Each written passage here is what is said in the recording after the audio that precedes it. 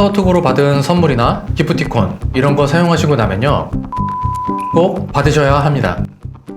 네, 안녕하세요. 신성세무에게 강종화 세무사입니다. 새해가 밝았는데요. 구독자 여러분 모두 새해 복 많이 받으시고 올해 하시는 일 전부 잘 되시길 기원 드리겠습니다. 그런데요, 사업하시는 분들께서는 새해는 축하보다 세금 시즌의 시작입니다. 특히 오늘 영상 이거 모르고 있으면 1월에 진짜 세금 폭탄 맞을 수 있습니다. 오늘 주제는 부가세 왜 이렇게 무서운 세금인지, 어디에서 폭탄이 터지는지, 또 어떻게 미리 막을 수 있는지 딱 이 세 가지만 정리해 드리겠습니다.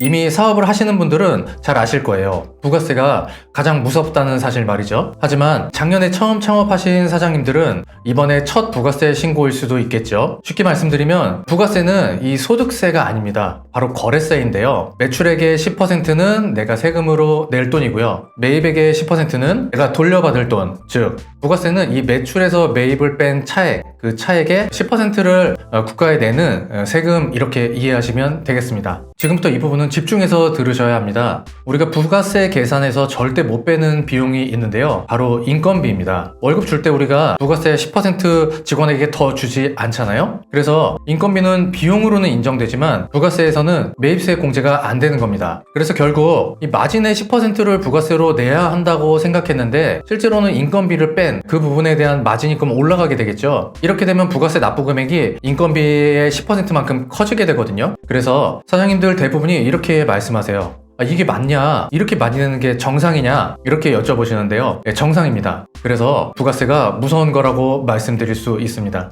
네, 첫 번째 케이스는 간이과세자가 일반 과세자로 전환되는 케이스입니다. 간이과세자는요, 부가세율이 적게는 1.5%에서 많아봤자 4%를 납부하게 되는데 일반 과세자는 무조건 10%를 납부하게 되거든요. 그래서 일반 과세자로 전환되게 되면 부가세를 3배에서 4배까지도 더 낼 수 있게 됩니다. 두 번째는요, 매출과 매입 시기가 불일치하는 경우가 있는데요.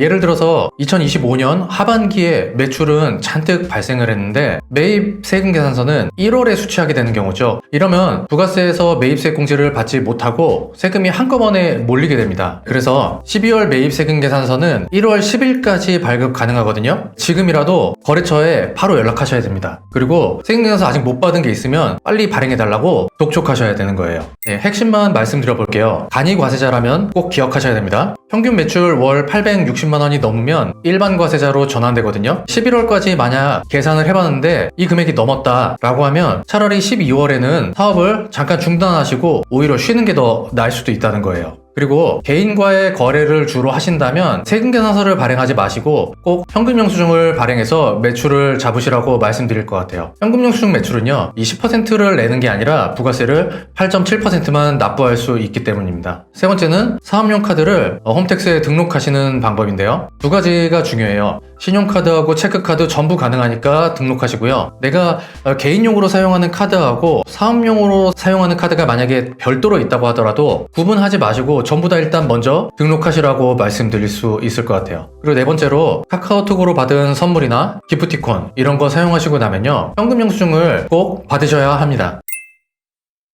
아닙니다. 적격증빙을 받았다고 모두 100% 공제가 되는 건 아니고요. 몇 가지 주의하셔야 할 항목들이 있는데요. 네 가지만 말씀드려 볼게요. 첫 번째, 50만 원이 넘는 명품, 백화점 사용금액. 두 번째, 100만 원이 넘는 음식, 술집. 세 번째, 자동차 관련된 비용. 그리고 네 번째, 병원, 학원 관련된 비용. 이런 것들을 잘못 공제하면요, 나중에 세금뿐만 아니라 가산세까지 더 나올 수 있거든요. 꼭 주의하셔야 하고요. 다만 적격증빙만 잘 챙겨두시면 그 다음은 저희가 리스크 관리를 할 테니까요, 걱정하지 않으셔도 될 것 같습니다.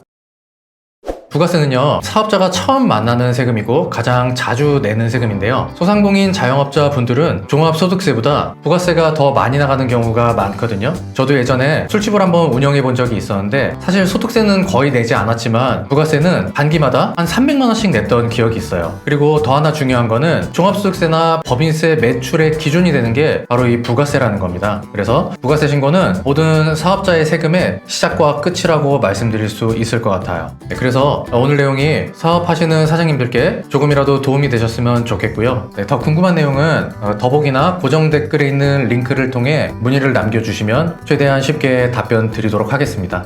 앞으로도 모두테스 TV는 세금뿐만 아니라 사업 전반에 관해 꼭 필요한 내용, 그리고 실제 사례를 중심으로 꾸준히 좋은 정보 드리도록 할 테니까요. 구독, 좋아요, 많은 시청 부탁드립니다. 감사합니다.